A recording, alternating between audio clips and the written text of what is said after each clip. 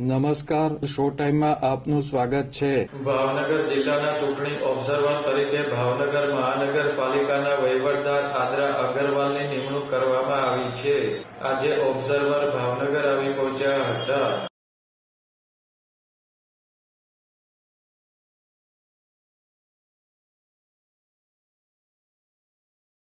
Bhavnagar collector કચેરી ખાતે ચૂંટણી ઓબ્ઝર્વર આદરા અગરવાલનું ભાવનગર જિલ્લા કલેક્ટર મનીષકુમાર બંસલે સ્વાગત કર્યું હતું.